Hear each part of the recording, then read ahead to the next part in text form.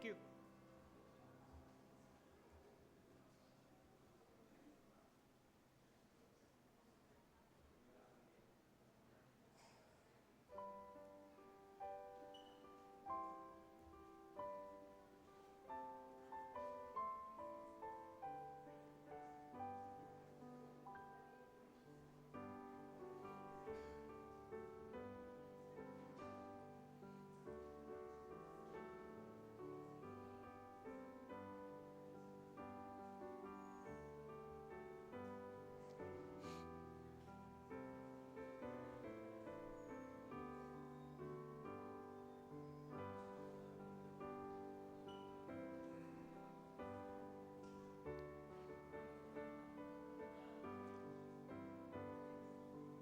Paso, yung bisita mo, sabihan mo pagka dumating.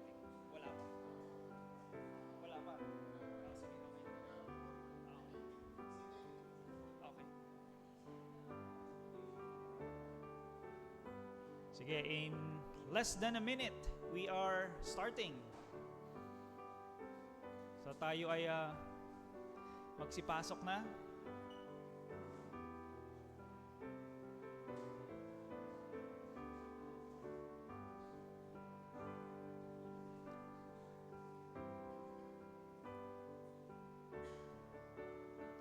Batiin nyo nga muna yung katabi ninyo. Sabihin nyo, bless you, good morning. Napakatahimik nyo eh.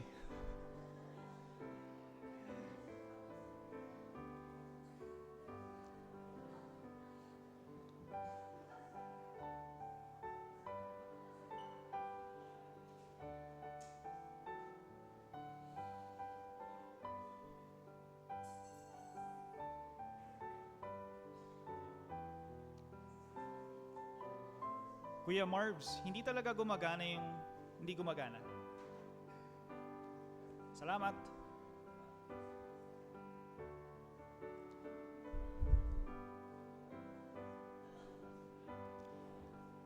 Good morning to everyone. Happy Lord's Day. Today is the last Sunday of the month of February. Napakabilis ng panahon. God bless you sa mga naririto. God bless din sa mga kapatiran at kaibigan na papunta na rito. So good morning. So once again, I am very happy to see all of you. Now before we start, wag nating kalimutan batiin ang ating mga birthday celebrators. They will be celebrating within this week. Kanina lang kausap ko si Ate Lerma on the 28th. Happy birthday in advance. At si Ate Josie Manalo. Marcelo, sorry. Marcelo. There's something wrong with my eyes, ano? Ate Josie. Oh, sige. Anyway, okay. And then, batiin din natin ang ating mga panauhing pandangal, yung mga bisita natin. Si Joanna, good morning, kapatid ni Aljur. At si Glenn, it's his second time, Glenn, right? So, Mr. Glenn, thank you very much for coming here. At si Miss Tess, of course, yung sister ni Pastor Manalo. And Balagtas. Tama ba? Nako-confuse ko lang. Okay. And then si Mr. John Chua. Mr. John Chua, good morning. Thank you for coming here. This is his first time. And then we have visitors also from Molino Grace Bible Church. Tama ba? Si Sisters Hannah and Naomi and Brother Nathaniel. Orthniel, okay. It's a unique name. Othniel. All right. Tama. Okay, it is a unique name. Sige. Bago tayo magsimula, magkaroon lang tayo ng maiksing devotion. So I'm encouraging everybody to please open your Bibles to 1 Timothy chapter 1 verses 12 to 17. Hindi muna natin babasahin, mamaya natin basahin. Pero nung ako'y bata pa, meron ako mga kaibigan na nagsasabi na nagtatanong sa akin, Joel, ba't ka pumupunta sa simbahan every Sunday? Siguro ikaw yung isa sa mga mababait na tao, no? So, we have these friends who think that we go to church every Sunday because we are considered one of those good people. Meron din akong kakilala dati. He's an atheist. And then, nag-uusap kami about attending church. Ang sabi niya, well, the reason why you attend church, Joel, is that you are afraid of hell. Parang, well, partly true, I am afraid of hell, but that's not the only reason why I go to church. And definitely, that's not one of the only reasons you go to church. Parang masyado naman bleak yun, ano? At meron pang isa, one of the reasons they say that we go to church is that this is a habit, nakagisnan natin. Tingnan niyo yung mga reasons itong mga tao na to, no? Why they think we come here to church every Sunday, we worship. We're afraid of hell. We are one of those good people, and this is something that we are born into. Ganyan ka ba mag-isip ngayon, kaibigan, kapatid? Hopefully you're not. You're not thinking of these matters, although they are partly true. Sige. Babasahin natin ng 1 Timothy chapter 1 verses 12 to 17 because Paul actually has a very good response. Like, why do we come here to church? Why do we worship? Why?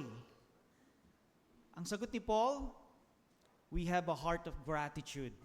And take note, here's the logic. You cannot have a heart of gratitude without a deep sense of mercy. Tandaan nyo, you cannot have a heart of gratitude without a deep sense of mercy. Gratitude is the response, mercy is the cause. Na parang you will not worship if you don't have a sense of gratitude.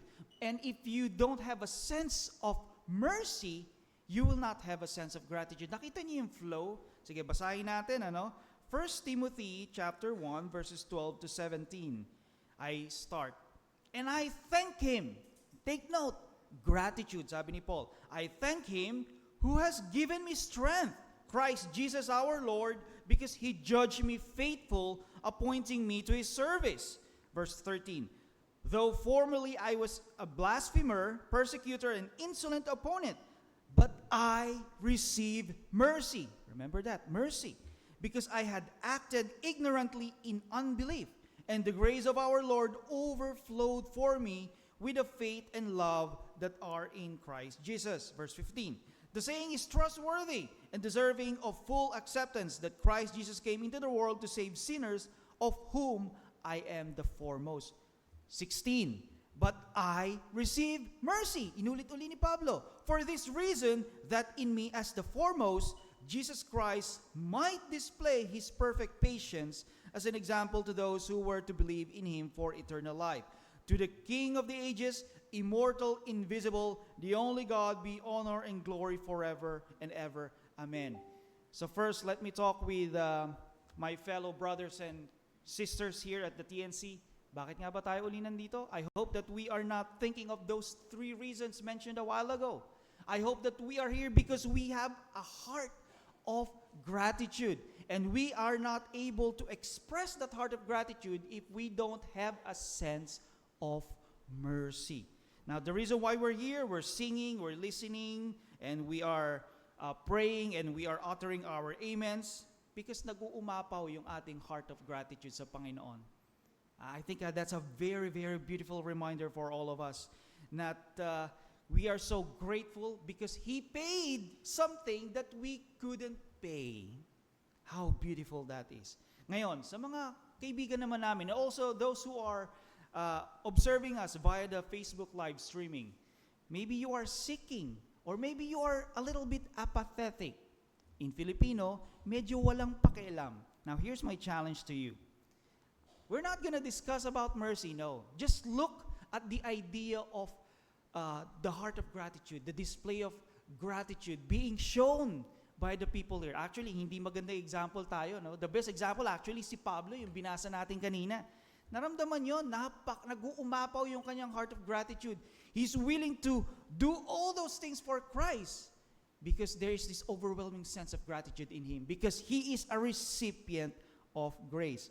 So later, kung ikaw ay nagtatanong, naghahanap, you're a little bit apathetic, I encourage you, kaibigan, listen to the preaching of the word later. Listen especially to the portion of the gospel, because definitely during the portion of the gospel, mercy will be mentioned. What is that mercy? Bakit kami nandito, yung mga TNC members dito, why do we spend hours every Sunday? Ba't hindi na lang kami namamasyal, hindi kami nagpapahinga, hindi kami nanonood ng Netflix? Because we have this sense of gratitude. Because we acknowledge we are recipients of mercy. Now, if you want to understand that, I encourage you to please listen to the preaching of the Lord later. Now, let's close this by reading verse 17. Basahin natin sabay-sabay, verse 17 of 1 Timothy chapter 1. So, let's read all together. Verse 17. 1, 2, 3, start. One again. 1, 2, 3, start. To the King of ages, immortal, invisible, the only God, be honor and glory forever and ever. Amen. So let us all pray. Truly, God, you are the King of ages. You are immortal. You are invisible. You are sovereign. You are powerful. And we are frail creatures. We are so much dependent on you. We are asking for forgiveness for the sins that we committed this week. And even when we are about to come here, we acknowledge this and we express this to you. May you please forgive us.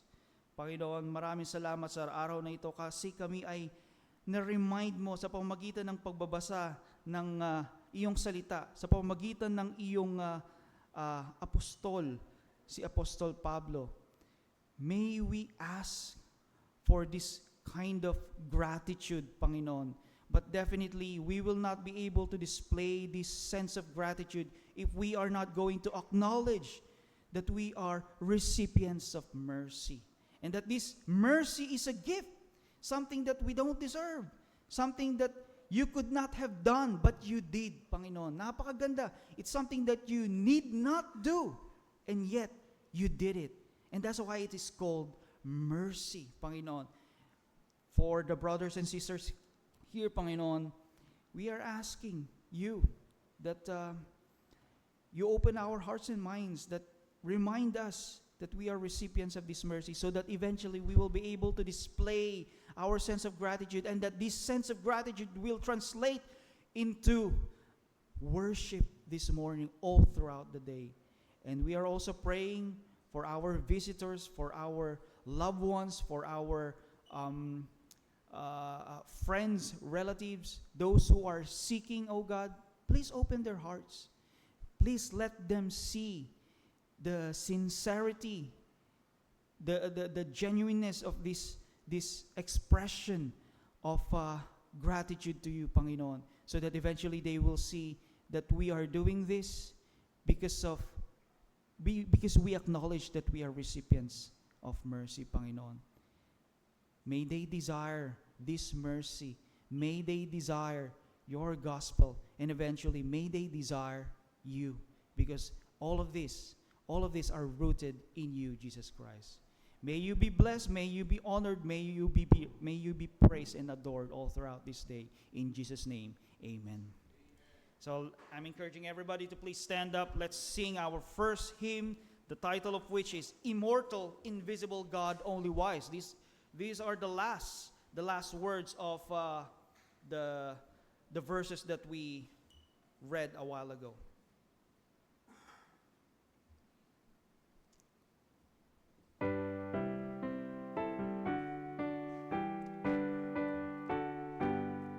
Let's sing.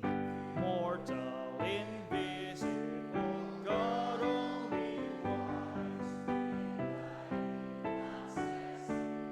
hid from our eyes, most blessed, most glorious, the Ancient of Days, Almighty, victorious, thy great name we praise, unresting, unhasting, and silent as light, nor one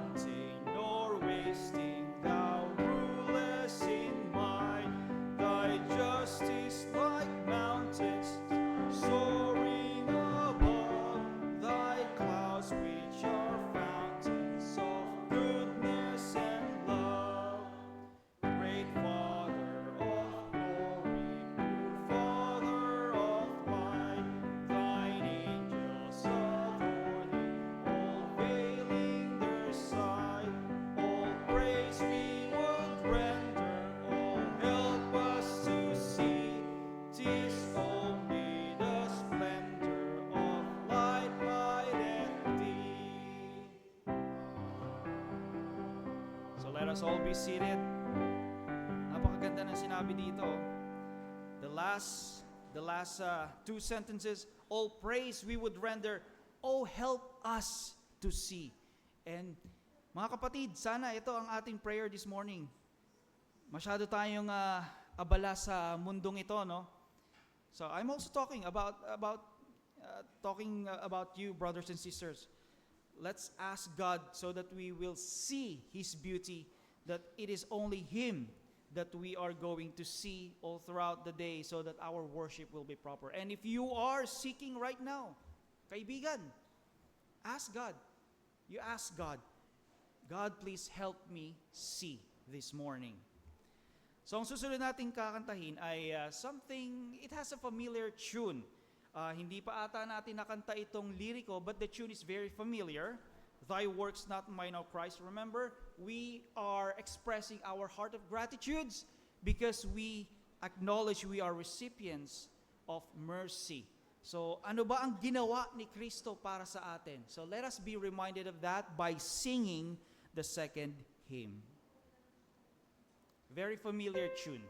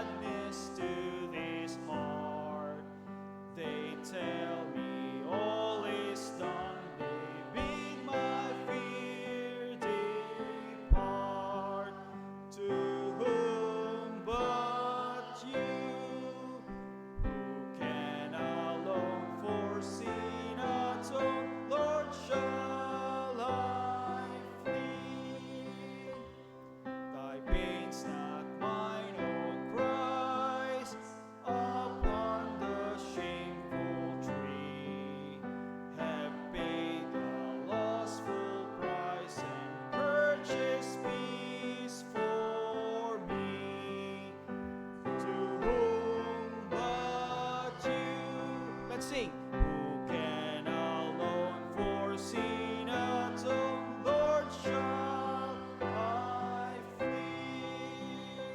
Thy cross, not mine, O Christ, has borne the awful load of sins that none in heaven or earth could bear, but God, to whom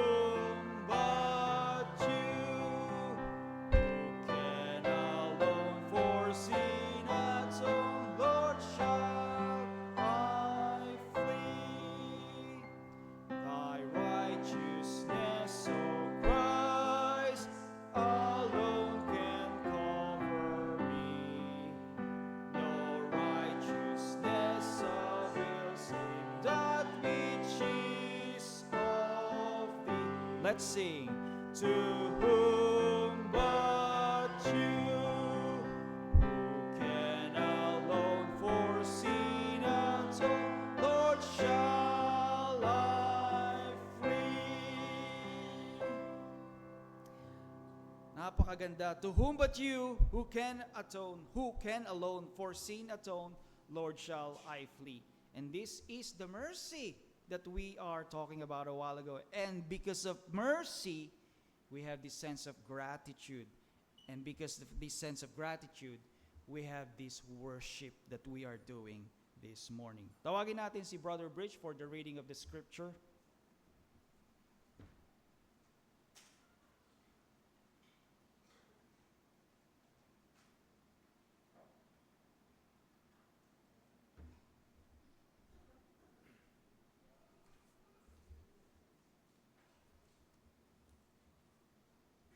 Magandang umaga po mga kapatid. Tayo po'y magpapatuloy sa ating pagbabasa sa aklat ng Mateo 18. Samahan niyo po ako sa pagbabasa. Iniling ko po na tumayo ang lahat. Matthew 18:21 to 35.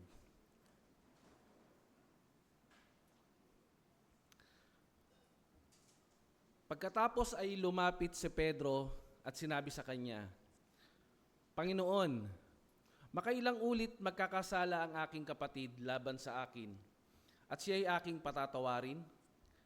Hanggang sa makapito ba? Sinabi ni Jesus sa kanya, hindi ko sinasabi sa iyo hanggang sa makapito, kundi hanggang sa makapitumpung-pito.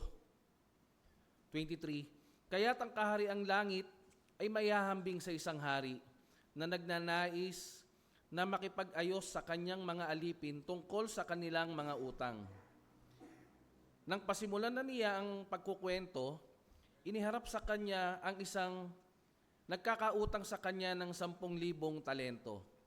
Palibhasa'y wala siyang maibayad. Ipinag-utos ng Panginoon niya na siya'y ipagbili, pati ang kanyang asawa at mga anak, at ang lahat ng kanyang ari-arian upang sila'y makabayad.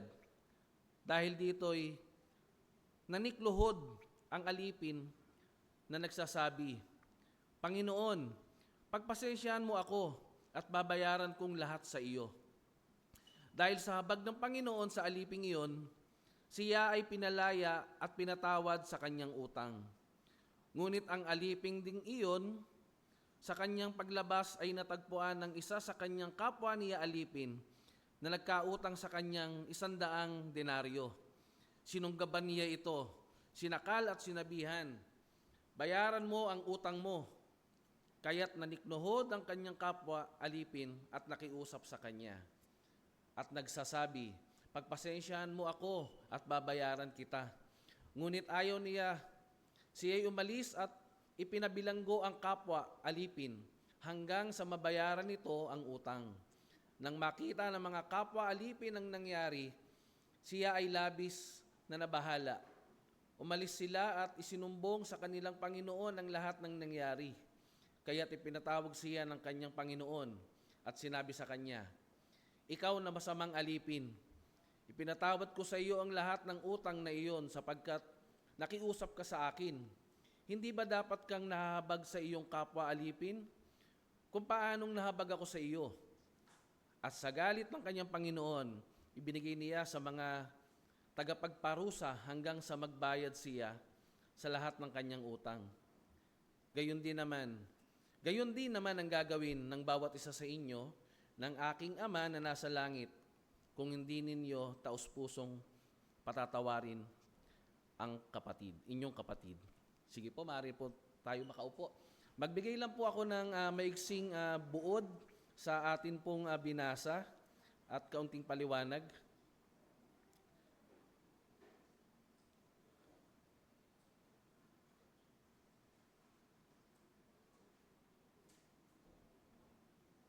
Dito po ay nakita natin na nagbigay ang ating Panginoon ng talinghaga dito sa ating binasa sa Matthew 21-35 tungkol sa kung bakit tayo dapat magpatawad sa ating kapwa. Sinalaysay niya ang kwento mula sa pananaw ng isang hari na nagpatawad sa isang alipin na may napakalaking utang. Ngunit pagkatapos ay nakatagpo ng aliping iyon ang isa pang alipin na may utang sa kanya ng ilang dolyar. At pinatawad na alipin ay malupit na nakitungo sa kanyang kapwa alipin ay humingi ng agarang pagbabayad. Nang malaman ng hari ang mangyari, nagalit siya at inutusan ang pinatawad niya na parusahan hanggang sa magbayad ng buo ang malaking utang. Tinapos ni Jesus ang talinghaga sa nakakatakot na mga salitang ito. Ganyan ang pakikitungo ng aking Ama sa langit sa bawat isa sa inyo, maliban kung patatawarin ninyo ang inyong kapatid ng buong puso. Sinabi sa talata 35. So makikita po natin na ang pagpapatawad ay isang pamilyar na paksa sa Biblia. Sa katunayan, ang plano ng Diyos na patawarin ang sangkatauhan sa kanilang mga kasalanan ang pangunahing tema ng Biblia. Makikita po natin ito sa 1 Peter 1:20 at John 17:24. Kaya, kung nagtataka ka kung bakit dapat natin patawarin ang nagkasala sa atin, bilang mga mananampalataya, kailangan natin na tumingin lagi sa halimbawang ibinigay sa atin ng Diyos. Ang mga Kristiyano ay dapat magpatawad sa iba dahil pinatawad tayo ng Diyos. Makikita po natin ito sa Efeso 4:32. Ang pagpapatawad ay pinag-uutos para sa lahat ng nakaranas ng kapatawaran ng Diyos. Tinuro sa atin ni Jesus na manalangin. Ganito po ang sinabi sa panalangin, "Patawarin mo kami sa aming mga utang gaya ng pagpapatawad sa amin ng nagkakautang sa amin." Ito ang nagpapaalala sa atin na pananagutan ng Diyos, tayo ng Diyos sa pagbabayad ng kanyang ginawa para sa atin. At ang pagtatanggi na patawarin ang mga nagkasala sa atin na isang insulto sa Panginoon na higit na nagpatawad sa atin. Nagpapatawad po tayo bilang pasasalamat sa lahat ng pagpapatawad na ginawa sa atin ng Diyos.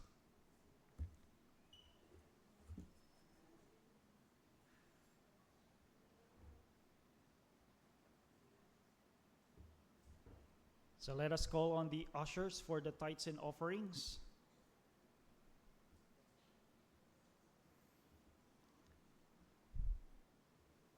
So I'm reading from 2 Corinthians chapter 8 verse 9. "For you know the grace of our Lord Jesus Christ, that though he was rich, yet for your sake he became poor, so that you through his poverty might become rich." Tithes and offerings, also part of our worship, and we do worship because of our sense of gratitude, and this is rooted in our acknowledgement of mercy, that we are recipients of mercy. So for our Facebook Live streaming followers, if you are being moved, so our bank account is actually displayed on your device. So let us all pray.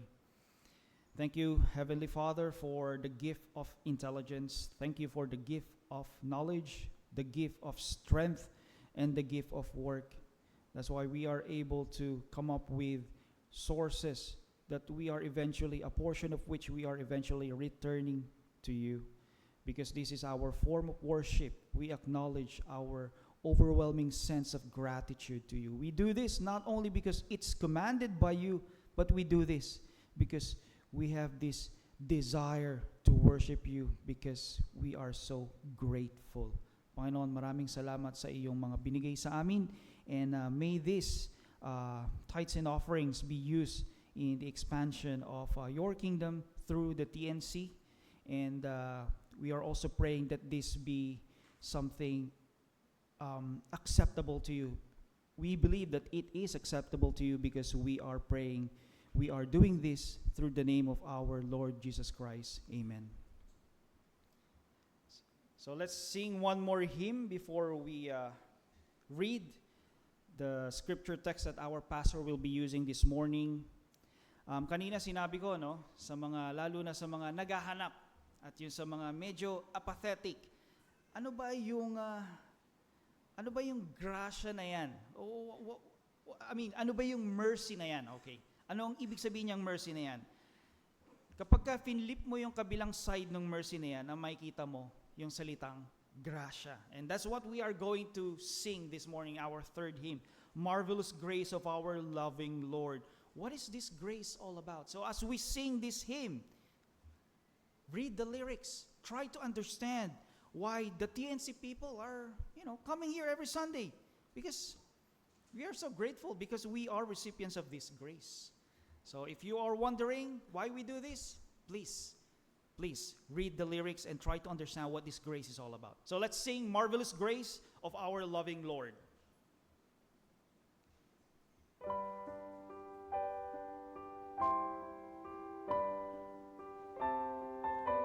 Such a beautiful hymn. Such a beautiful hymn.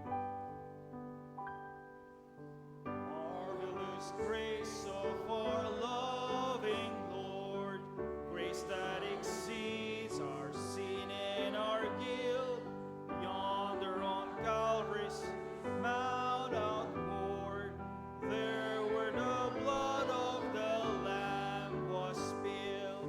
Grace, grace, God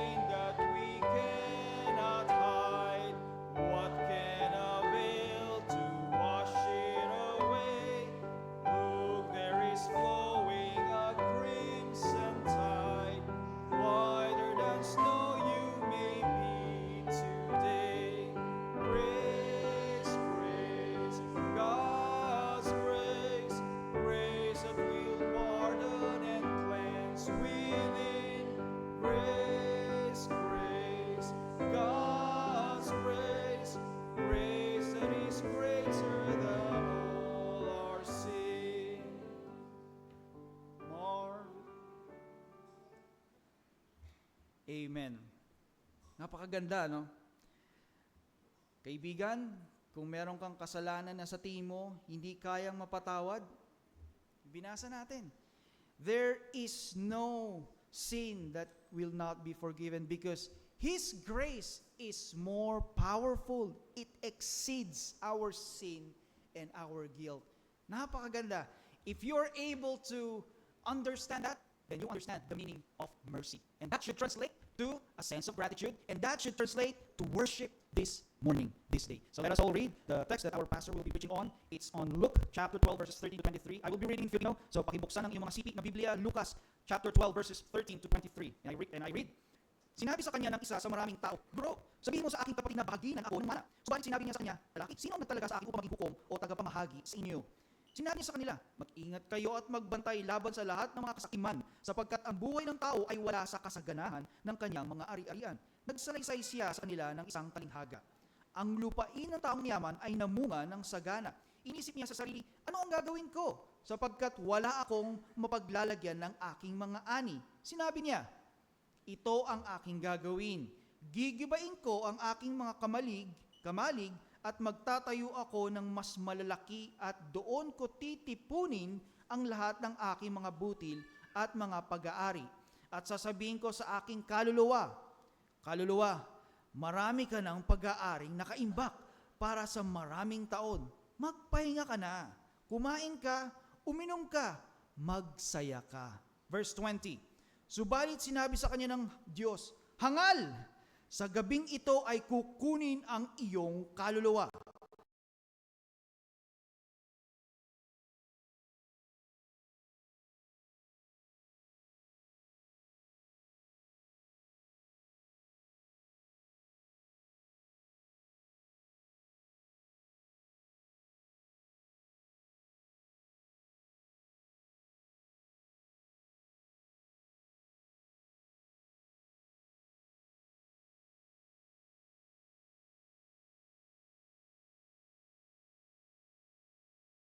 At kanino kaya mapupunta ang mga bagay na inihanda mo? Gayon nga ang nagtitipon ng kayamanan para sa kanyang sarili, subalit hindi mayaman sa Diyos. At sinabi niya sa kanyang mga alagad, kaya nga sinasabi ko sa inyo, huwag kayong mabalisa sa inyong buhay kung ano ang inyong kakainin o sa inyong katawan kung ano ang inyong isusuot. Last verse, sapagkat ang buhay ay higit kasya pagkain at ang katawan ay higit kasya damit. Kaysa.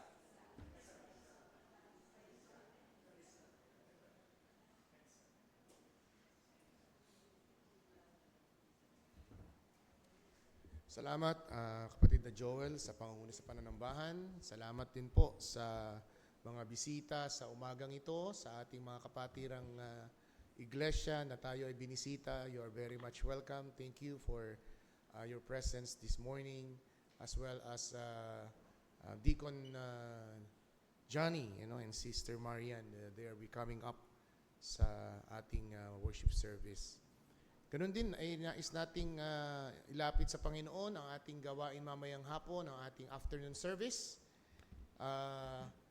Pag-pray natin na yung mga 30 plus na mga inimbitahan natin ay makadalo at huwag magkaroon ng ibang abala upang tunay na makinabang ang kanilang kaluluwa. Tayo ay ganun din sa mga kaarawan sa linggong ito, no? Si Sister Josie at si Ate Lerma, sila ang mga celebrant this week na magsasara ng buwan ng Pebrero dahil by next Sunday, it will be March 1. No, March 1. So hanggang 28 lang naman kasi ang ang February unless it is leap year, 29. Dumako po tayo sa ating pangkahatang pananalangin.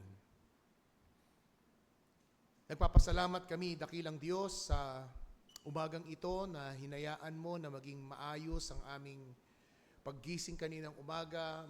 May ularat, may lakas, may buhay. At sa iyong pagsama sa amin sa pagtungo sa gusaling ito, Patuloy po naming hinihiling ang iyong pangunguna sa aming pakikinig at pananambahan at maitaas ka, Panginoon, sa aming kalagitnaan. At ang iyong salita ay makapangyarihang mangusap sa puso at kaisipan ng bawat isa. Ayon, Panginoon, sa aming mga pangangailangang espiritual. Dalangin po namin na naway ito'y maging isang encouragement sa mga kaluluwang nanlulupaypay. Kalakasan na magpatuloy sa gitna ng mga suliranin at problema sa buhay. At sa mga kaluluwang nangangailangan ng kaligtasan, kagaya binigyang diin ng aming tagapanguna, kami ay magiging mapagpasalamat at ang aming magiging mapagpasalamat ay magiging totoo kung ito'y magiging tunay na malalim na kami makaunawa ng iyong habag at awa na nagmumula sa iyo. Maitaas nawa, O Diyos, ang Ebanghelyo. Maitaas nawa ang aming Panginoong Kristo sa pangangaral ng iyong salita. Salamat din, Panginoon, sa mga kapatid namin na magdiriwang this week. Salamat po sa kanilang buhay at ministeryo. Salamat po at sila dinagdag mo sa aming bilang. Isinama mo sila sa aming pamilyang, spiritual na pamilyang ito upang sama-samang maglingkod at magpuri sa iyo. Salamat po sa kanilang mga buhay at ministeryo at paglilingkod. Tunay nga, Panginoon, ang kanilang presensya, kanilang paglilingkod ay isang malaking encouragement sa bawat isa. Tinataas po namin, Panginoon, na maging aming panghapong pananambahan. Salamat po sa mga tumugon sa aming mga paanyaya at nagpabatid ng kanilang pagdalo mamayang hapon.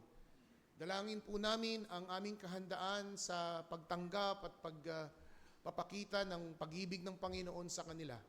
At ang inyong lingkod na gagamitin, O Diyos, ay kasangkapanin mo upang dalhin ang mensahe ng may kinalaman sa buhay at kamatayan, langit at impyerno. Dalangin po namin ito, O Diyos, at nagtitiwala kami na ang iyong mga salita ay maihasik sa kanilang mga puso. Upang sa ganon ay dumating ang mga pagkakataon at sa ibang panahon, ito ay mamunga at anihin. Sa iyo mataas sa papuri at pasalamat at ibinabalik namin sa pangalan ni Kristo Jesus, na aming Panginoon at tagapagligtas. Amen. Para po sa aming mga FB Live viewers at sa aming mga bisita sa umagang ito, kami po ay nasa aming sermon series sa mga nakaraang linggo patungkol po sa tinatawag na Beware series or mga warning sermons that we will find in the Bible. At ito po ang pangatlo doon po sa sermon series of Beware. Kung inyo pong matatandaan, ang unang-unang sermon, ang unang-unang serye ng sermon na ito ay may kinalaman sa beware of false teachers and false prophet. And last Sunday, sa kabanatang 12 rin po ng Ebanghelyo ni Lucas, ay ating pong hinango ang ikalawa, yung verse 1 to 3 ng Luke chapter 12. Dito po natin ikalawang inhango ang pangalawa nating sermon, Beware. And this is about beware of the sin of hypocrisy. It so happened that the third Beware sermon is in this particular chapter as well, in Luke chapter 12. Kadalasan, ang mga tao po ay kanilang sinusukat ang tagumpay sa larangan ng mga bagay na nakikita, nahahawakan, at nabibilang.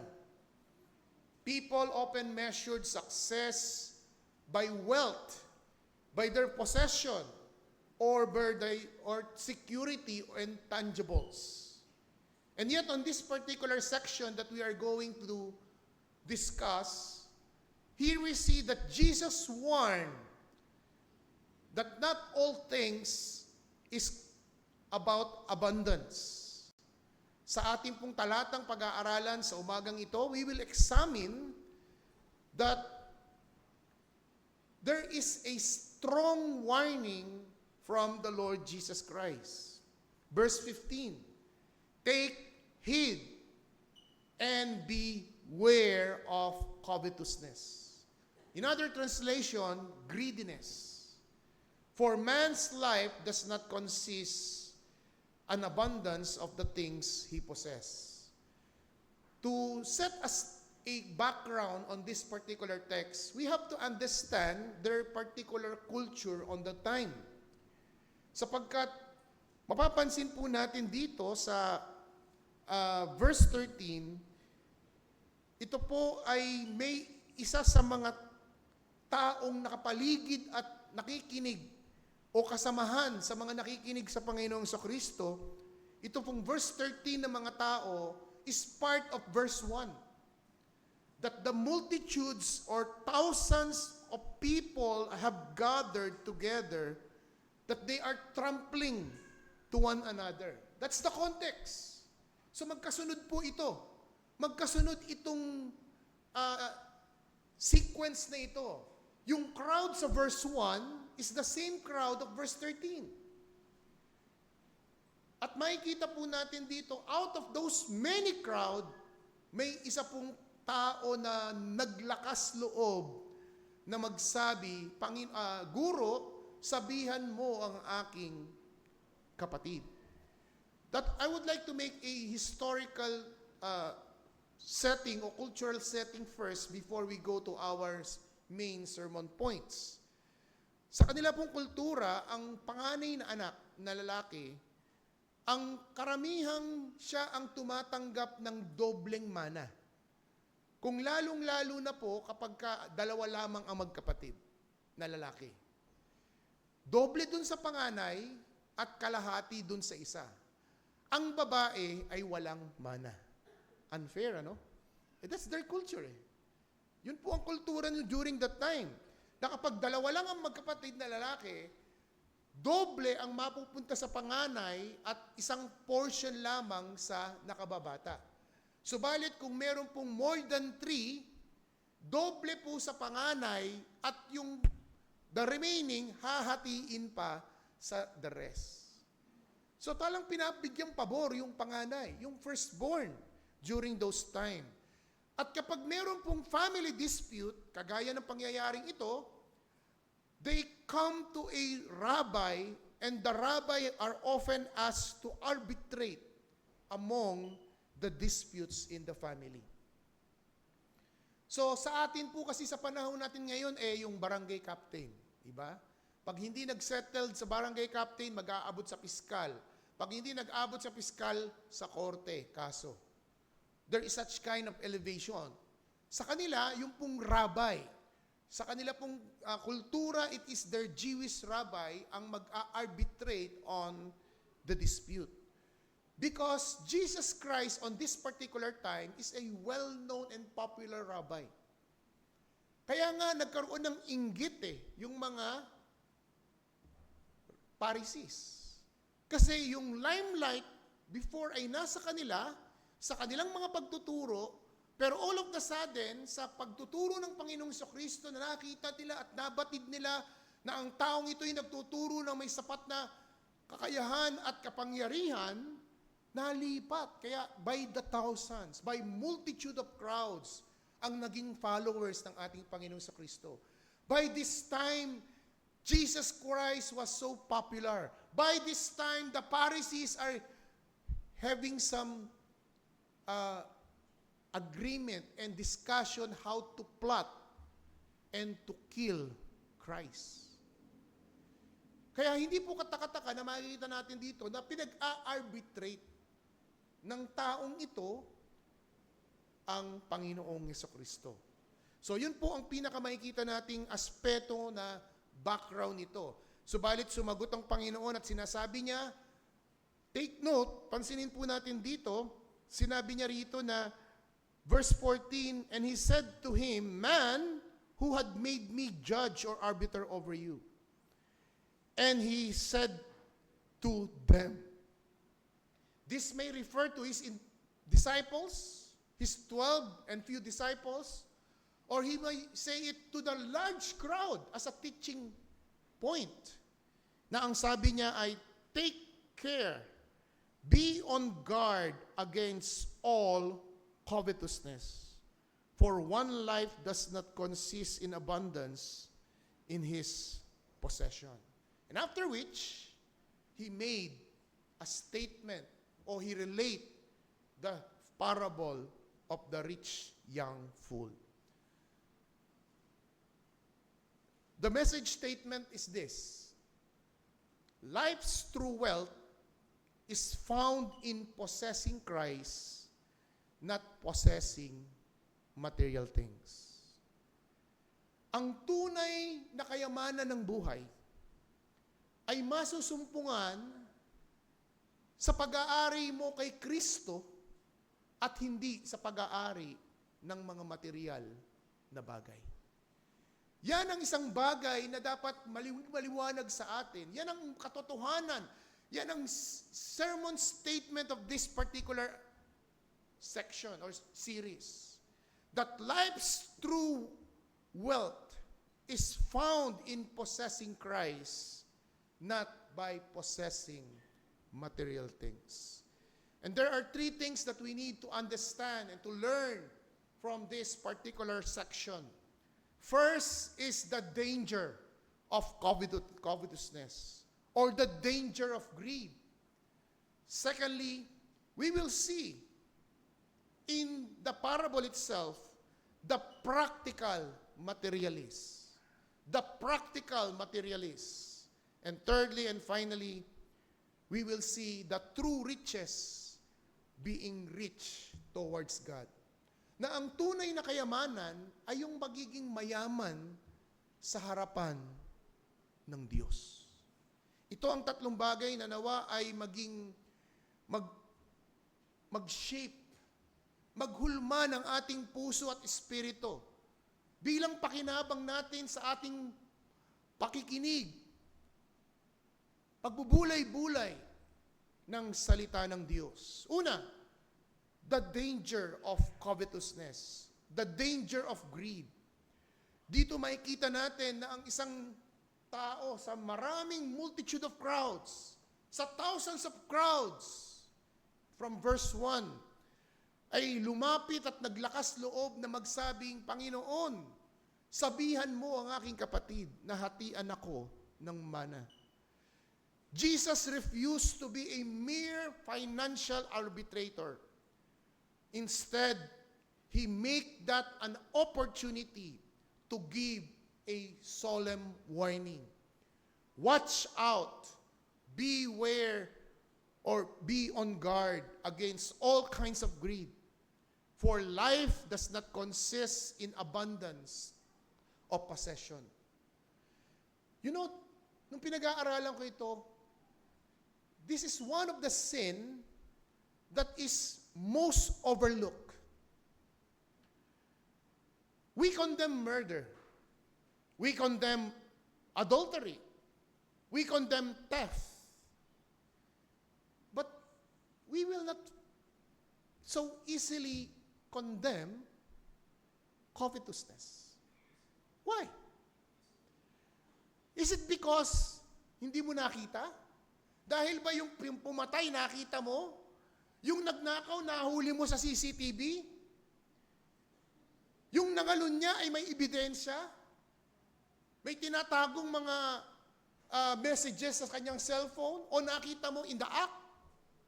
May nagsabi sa'yo? May nagbigay ng video sa'yo? All of those are physical. Physical evidences. However, this particular sin is not publicly demonstrated. Na kahit ang isang tao na sa kanyang personalidad na tahimik, introvert, ito ay maaaring maganap sa kanyang puso at isip.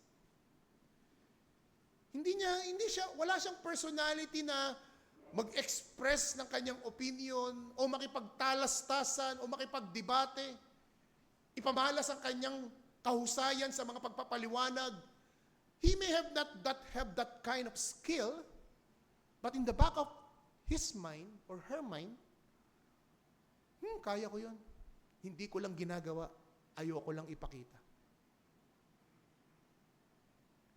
To think of it, this particular sin of covetousness is also tied up with the sin of pride. It is closely connected. It is closely knitted nakatahi, nakatagpi sa kasalanan ng kapalaluan. Because these two sin, pride and covetousness, is the very first sin that was committed in heaven. Lucifer coveted the throne of God. He coveted the power, the glory of God. If are we going to use the proof text of Isaiah 14, verse 12 to 15. In the Garden of Eden, Eve coveted the forbidden fruit. And right after they were thrown out and expelled from the Garden of Eden, Cain coveted God's favor over Abel. At ito ang dahilan kung bakit napatay niya ang kanyang sariling kapatid.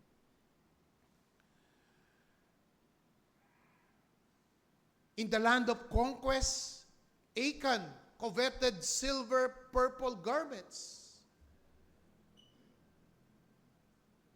Nung kanilang talunin ang city of Jericho. David coveted Bathsheba.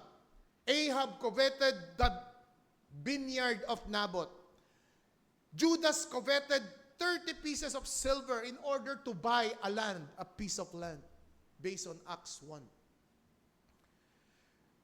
That's why Apostle Paul in Colossians 3:5 says, covetousness leads to idolatry. Because it is a worship desire instead of God. No wonder, in the Ten Commandments, in Exodus 20, verse 17, it was placed, you shall not covet. On the very last list of the Ten Commandments. Pinakakahuli-hulihan, ikasampu. Huwag kang mag-iimbot. God placed this commandment as the last, as it is a reminder to us that God sees not only our deeds, our action, but even our desire. Greed is a subtle. It can disguise in the vocabulary of ambition. It can be a disguise in a vocabulary or in a language of security, or even in the language of fairness. Just like this man is asking Jesus as a rabbi to arbitrate their family feud. Mag-ingat tayo. That's why there is a great danger, mga kapatid. Napakalalim at napakabigat ng kasalanang ito. Kasi tinatago. Kayang itago. At kapag ito'y itinago, hindi panandalian. Pangmatagalan. Some of us probably is struggling all throughout our Christian life. Struggling throughout our years.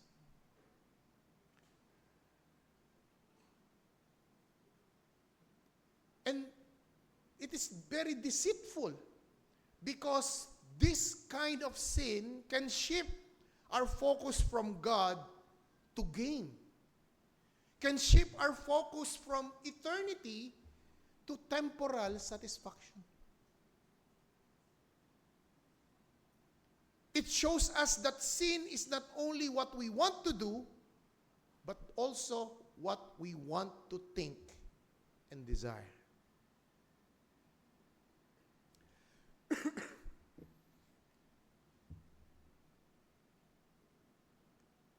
Gaya ng isang bata na masayang-masaya siya sa kanyang laruan. Masayang-masaya siya sa kanyang laruan na kanyang natanggap.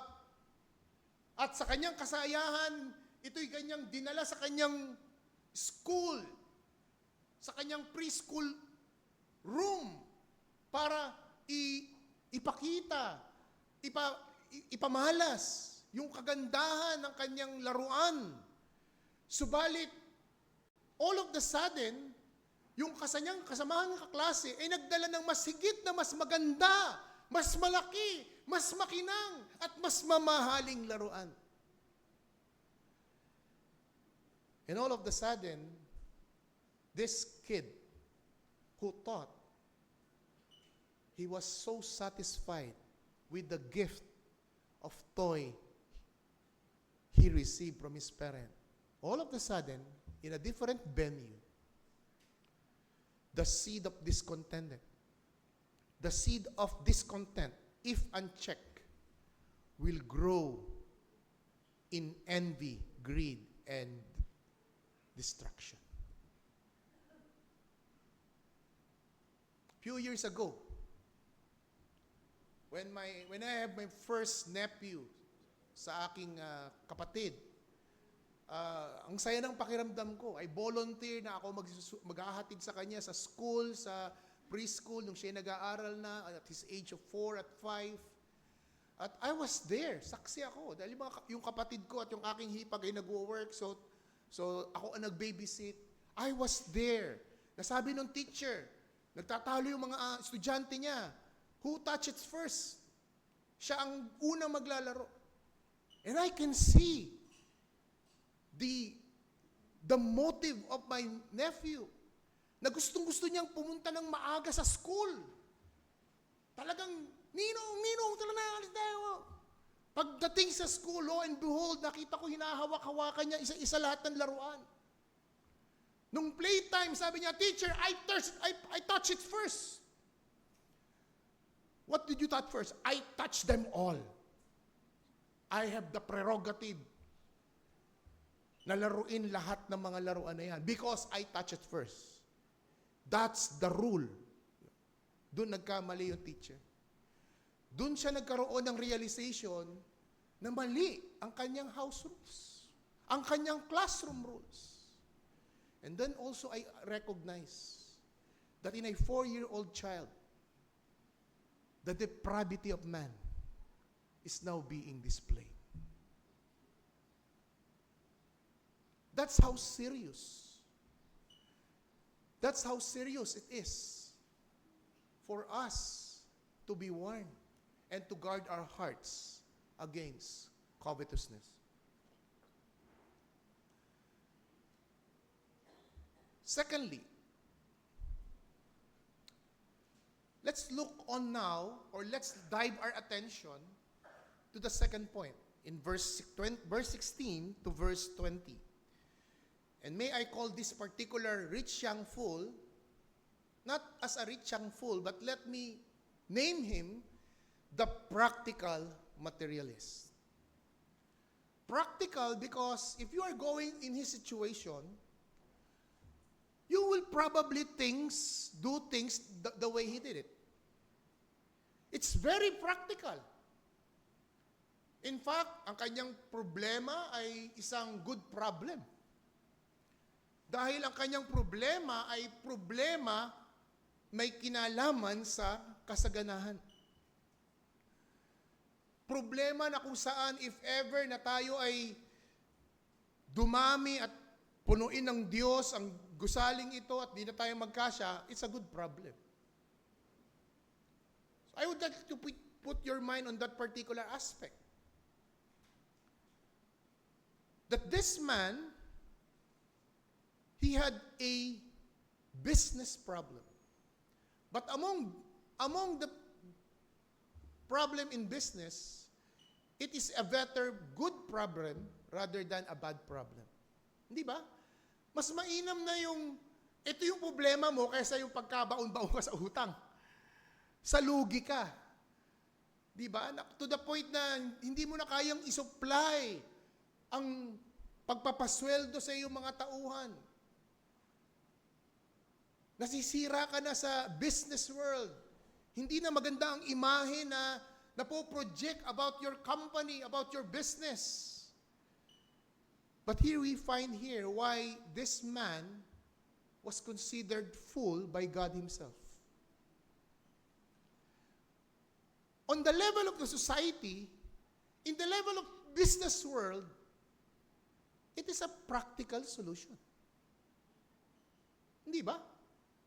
Kung titingnan natin dito, walang mali on the practical level, on the business level, regarding sa aspetong ito. Why? Unang-una, siya ang may-ari.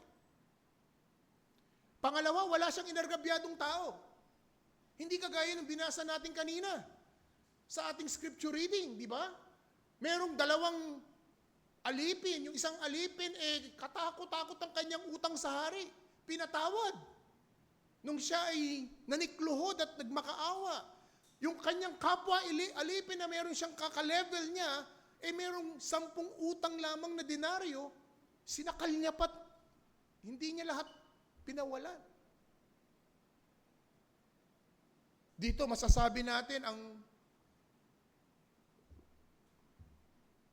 ang ruler na ito, ang mayamang ito ay very practical ang kanyang ginagawang solusyon. That's why I call him the practical materialist. Tama yung kanyang sinabi. Yung kanyang stages, yung kanyang plano, yung kanyang projection, yung kanyang due diligence siya, lahat ay kinonsider niya. Hindi magkasya, kailangang lakihan.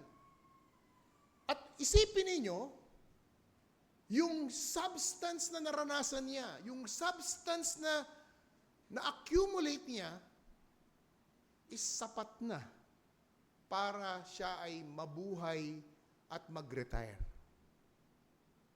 Just imagine the blessing that this person received.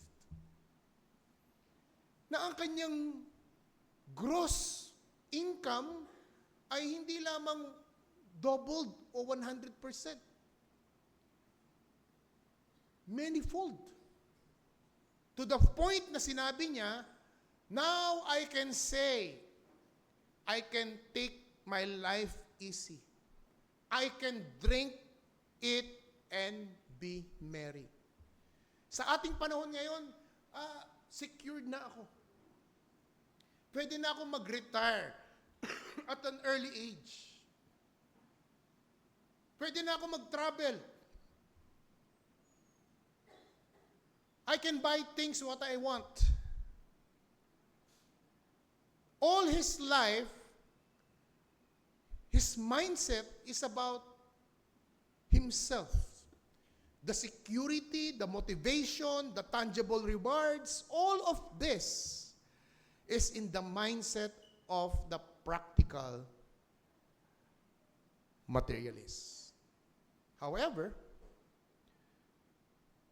the problem of a practical materialist, na probably someone is watching right now, or somebody, isang kabataan, isang young man or young adult, that you are on this particular level, na by this particular time, ako ay mag-aaral, by this particular time, ako ay magtatapos, by this particular time, ako ay makakapagtrabaho, by this particular time, ako ay mag-iipon, and then ako ay mag-aasawa, ako ay magpapamilya.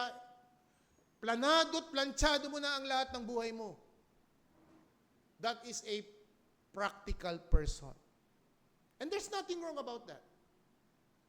I'm not saying masama yung kapatid o kaibigan. In fact, I'm encouraging you. It is better to be a practical person, a person with a direction in life, rather than yung walang direksyon ng buhay mo. But the problem is the message statement. Na ang tunay na kayamanan natin sa buhay ay hindi ang pagkakaroon ng material possession. It is about possessing Christ in your life. This practical materialist, his worldview is all about material possession, wealth, For him, the physical comfort and the goals of entire life are the things that he can touch. The things that he can count. The things that he can see. But the problem of a particular or practical materialist, if that is your mindset, there would be an endless pursuit for more. Yun ang malaking problema. Kapag puro ka nakatingin sa puro practical at material na bagay, you will end pursuing for more. Now, if you have 1 million, there would become time na you will not be satisfied with 1 million. You will make it 2. And when you have to make it 2, you want to make it more. And more. Hindi ba yan ang problema ng ating mga government officials? Pasensya na, bumabalik na naman ako 2025, ba? Pero precisely, di ba? If you are going to look in the Bible, ang mga karamihan na biktima ng ganitong uri ng kasalanan, hindi si Juan de la Cruz na mahirap na nagtutulak ng karton. Sila yung mga nasa mga eksklusibong mga subdivision na mabibilang sa iyong mga daliri ang kanilang mga sasakyan. Pero hindi sila kontento. Diba? Si Juan de la Cruz, magnanakaw muna bago tumakbo. Pero yung ating mga leader sa gobyerno, tatakbo muna bago magnakaw. And that's a sad reality.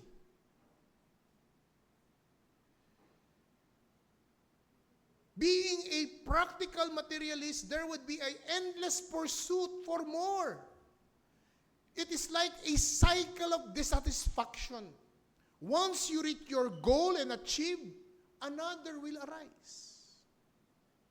That is the problem of being a practical materialist. This creates a chronic, restless,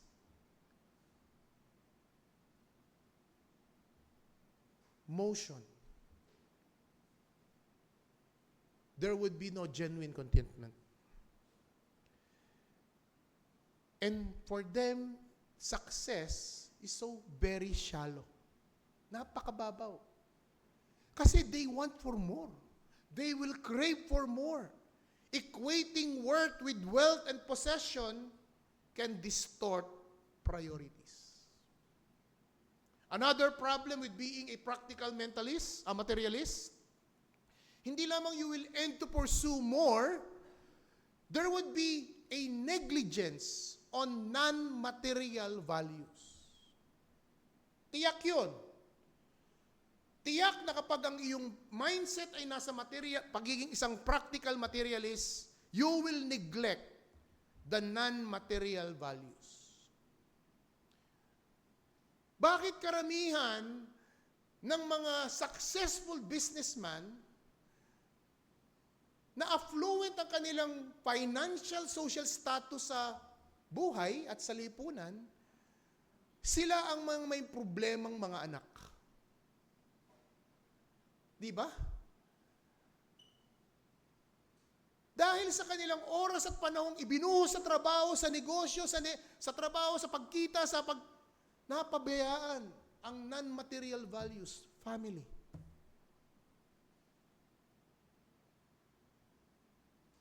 Walang oras sa pamilya, walang oras sa asawa. Bakit lumaki ang mga anak na mali ang values?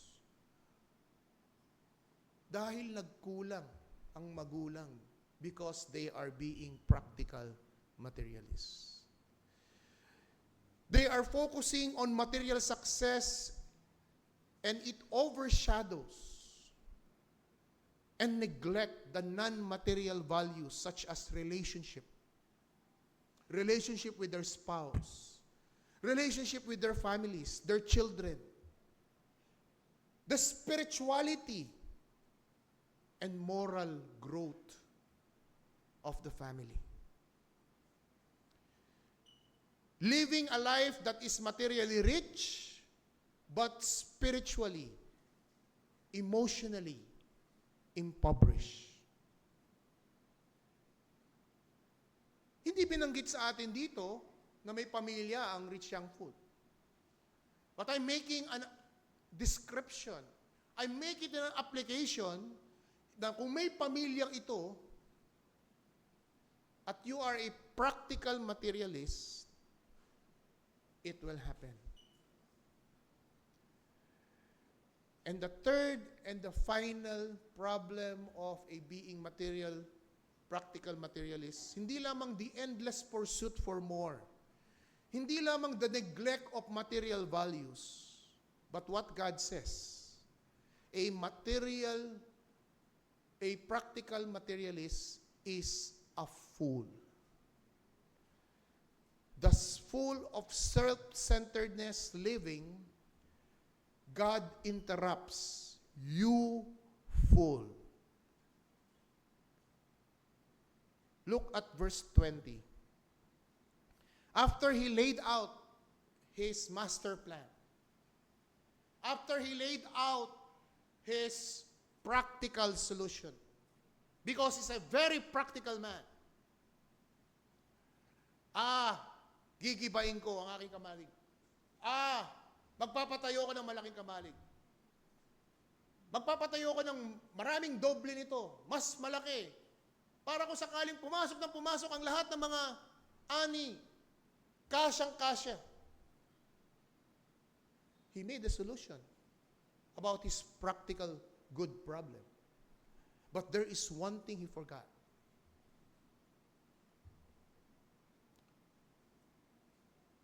The side of eternity. God interrupts in verse 20 and says, but God said to him, fool.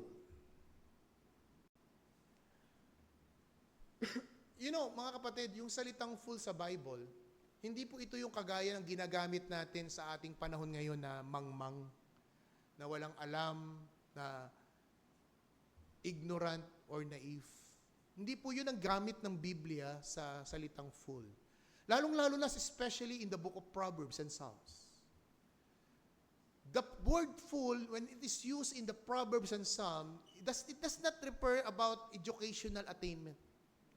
In fact, the people you will find that is being described as fool in the book of Psalms and Proverbs, they are rich, they are educated, they are talented, they are well-known. In the eyes of the world, in the eyes of the society, in the eyes of the community, kilala sila. Respectable itong mga taong ito. Na kapag pumunta ito sa isang okasyon, talagang binibigyan ng respeto. Binibigyan ng red carpet. In the eyes of the world, they are not fool.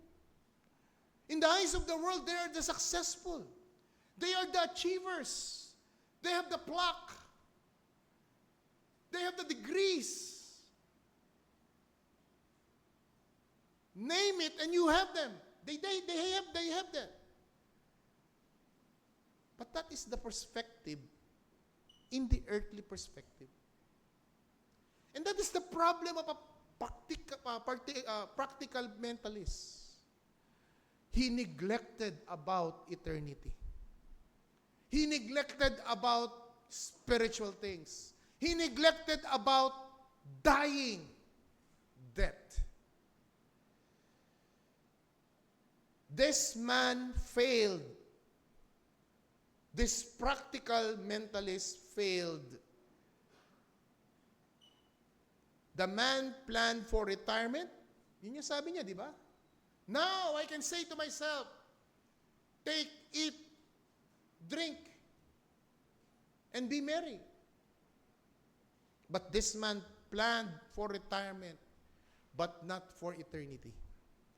This man thought he controlled tomorrow, but we all know that tomorrow belongs to God.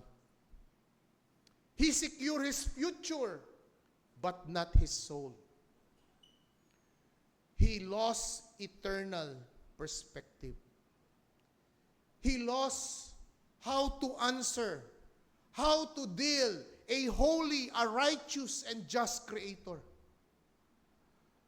He failed to answer serious and deep questions about his soul. How can he be forgiven for the insurmountable sins he committed? He failed to consider how he is going to deal the wrath of God in hell. Ito ang mga bagay na nakalimutan ng taong ito. And that's why God called him a fool. Dahil ang sabi niya, on this night, sa kwento ni FPJ, hindi ka nasisikatan ng araw. Di ba? On this night, hindi ka nasisikatan ng araw. Kanino mapupunta ang iyong mga iniwan?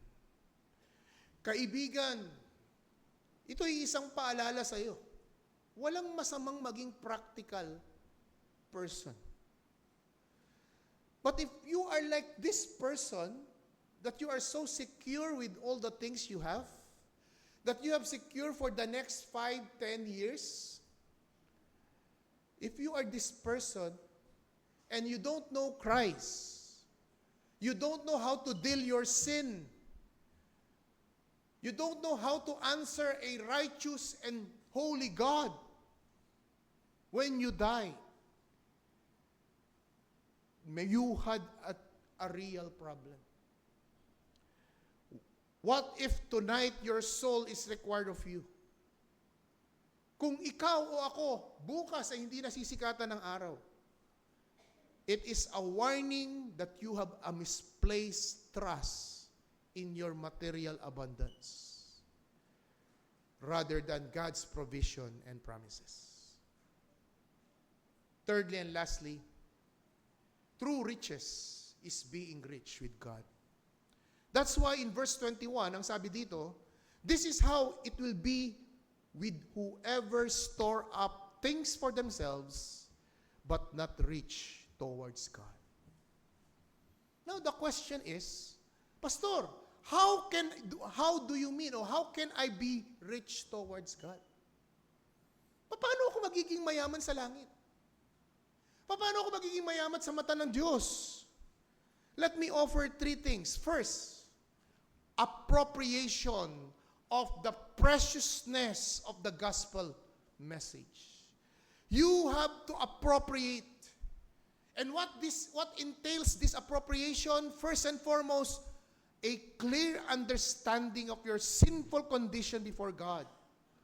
That you are indeed a lawbreaker. That you need a Savior. Kailangan mo ng tagapagligtas. Dalawang bagay lang ang pwedeng mangyari sa tao. Haharap ka sa Diyos na dala-dala mo ang iyong kasalanan. O haharap ka sa Diyos na dala-dala mo ang pag-ako ni Kristo sa iyong kasalanan. Yun lang ang pwede mong gawin. Hindi mo pwedeng sabihin sa korte, sa harapan ng korte ng langit, Panginoon, ako ay nag-ambag ng malaki sa pananambahan. Tumutulong ako sa mga sa mga mahihirap. Ako ay nag-charitable sa mga maraming foundation. All of your works and deeds are filthy rags before God. You need to understand, you need to have that conviction that you are a sinner. And you realize that there is nothing that you could do. Nothing in my hands I bring. Simply to the cross I cling. And that's the second thing. You appreciate the meaning of Christ's complete work, complete finished work of Christ on the cross for your behalf.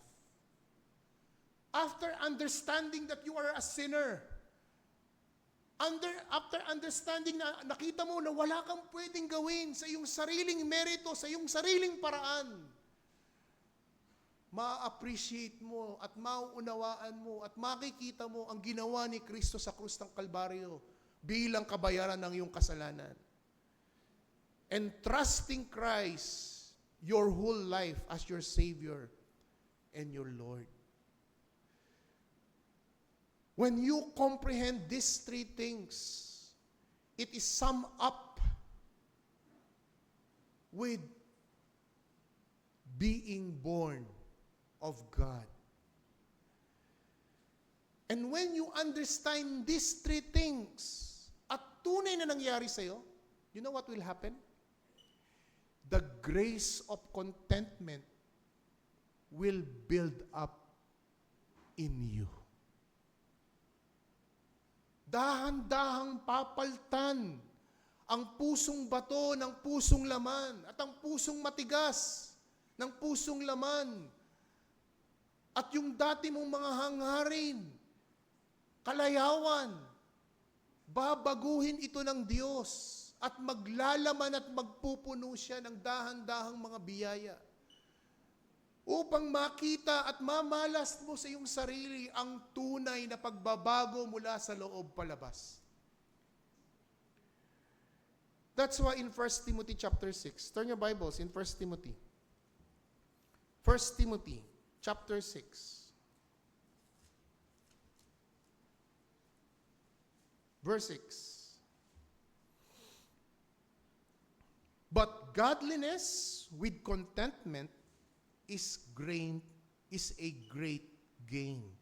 For we were brought nothing into the world, and we cannot take anything out of this world.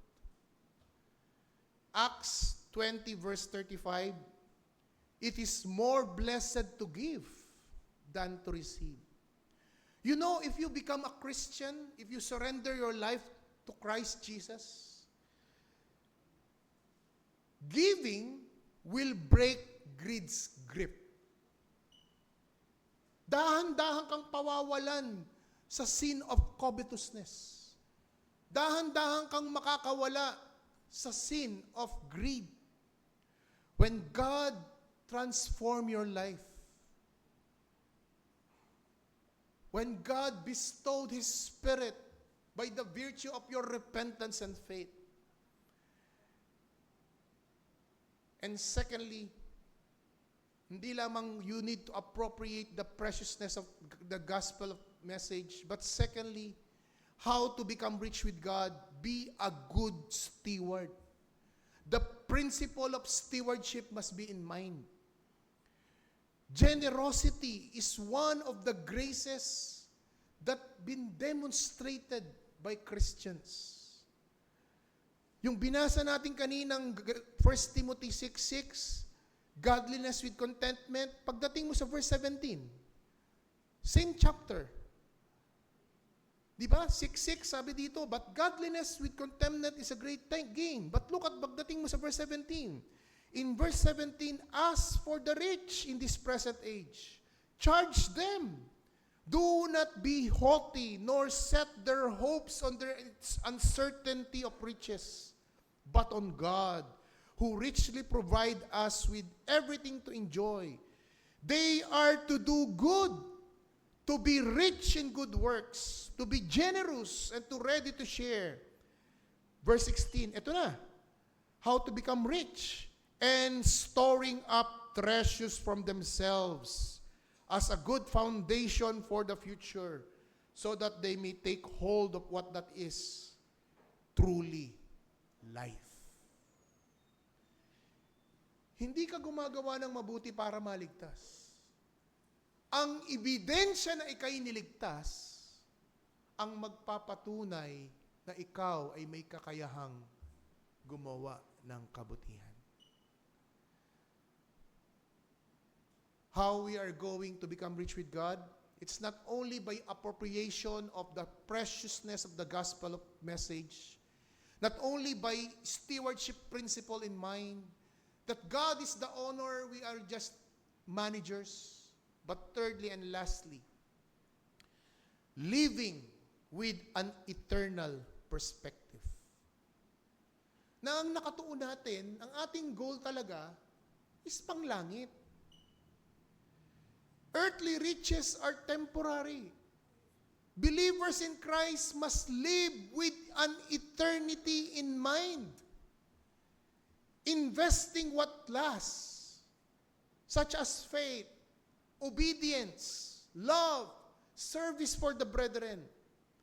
Be part of a spiritual community, a local assembly that highlights the gospel and teaches the whole counsel of God.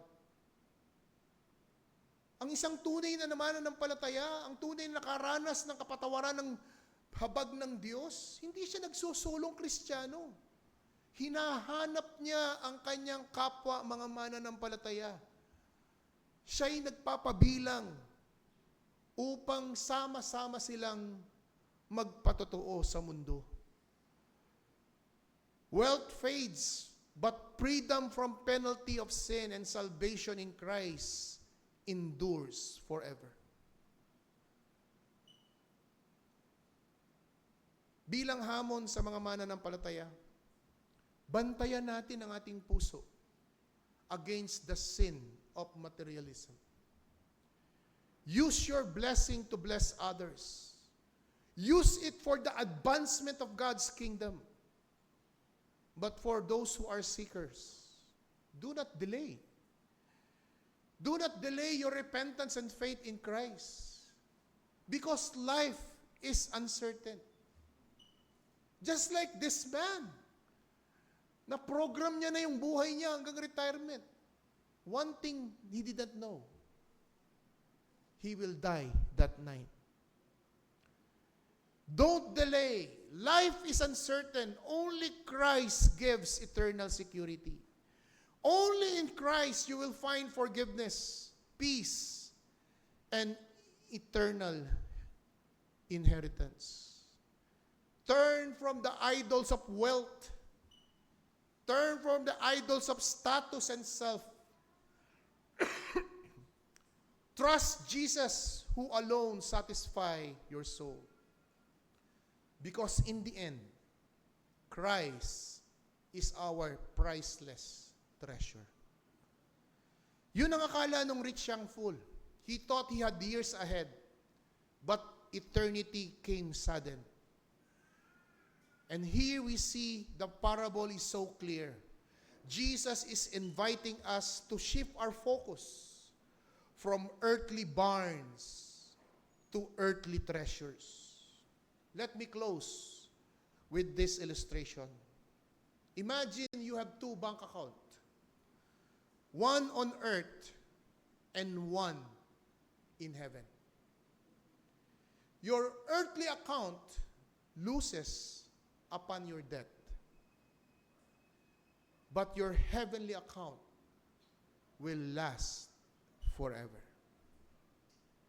The question is, which account are you going to invest? Tayo'y manalangin.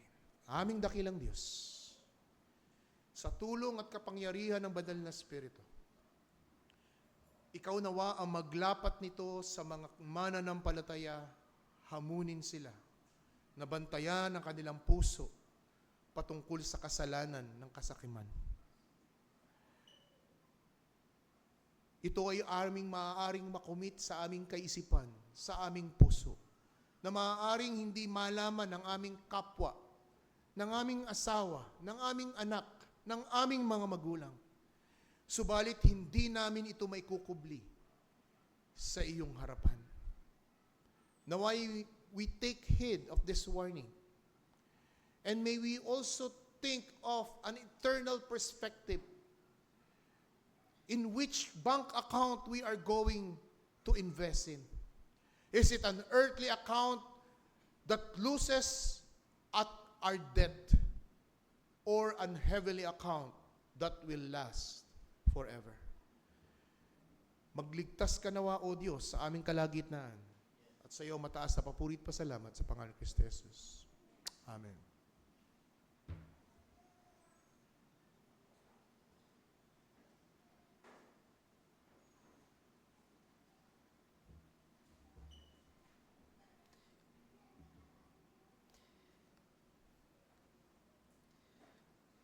For our last hymn, we are singing Jesus, Priceless Treasure. Ganda ng title, oh, Jesus, Priceless Treasure. Usually, the things that we treasure, we can quantify their value. Magkano ba siya? Sakyan nyo, 1.8 million, 1.2. Pero ang adjective na ginamit dito sa treasure na ito, priceless. Cannot be valued. I mean, it's beyond value. And sino ba ito? Jesus Christ. So let us all stand and sing Jesus, Priceless Treasure as our response to the preaching of the word a while ago.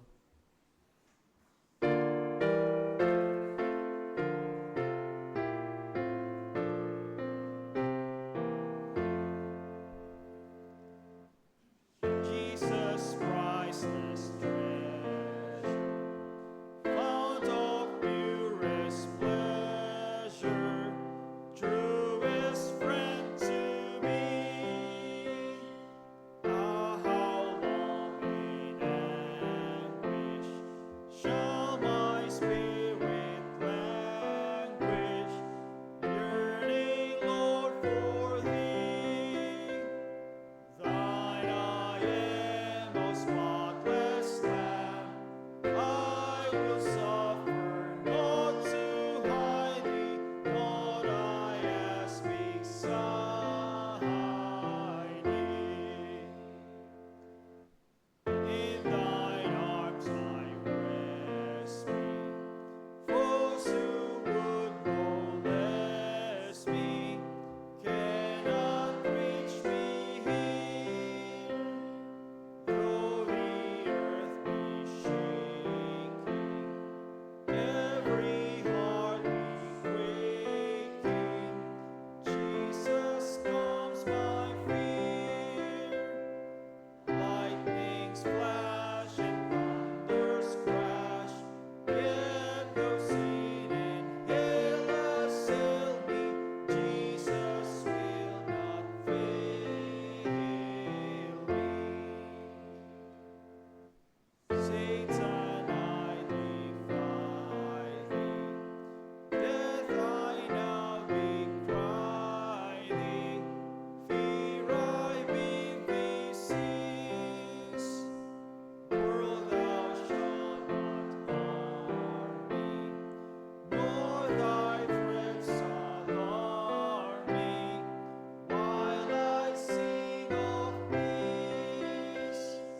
God's great war guards every heart, earth and all its depths adore Him, silent bow before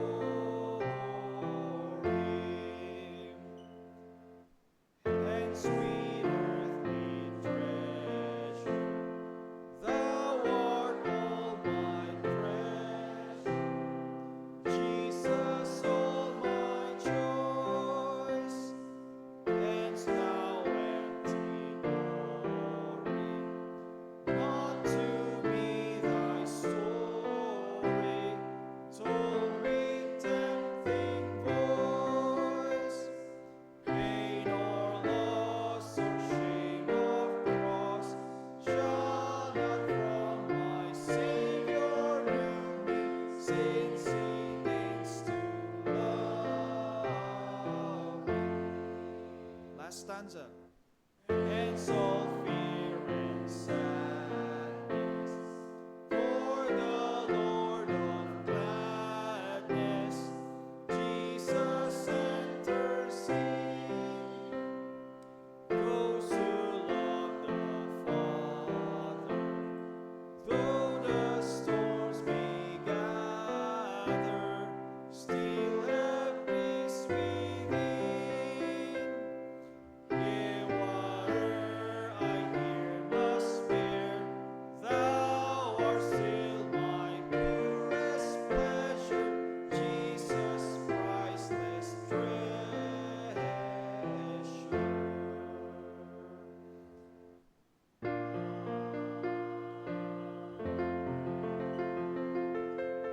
Brothers and sisters, can you say to yourself, Jesus Christ, you are my purest pleasure? Can you say to yourself, Jesus Christ, you are our priceless treasure. Let us sing our doxology.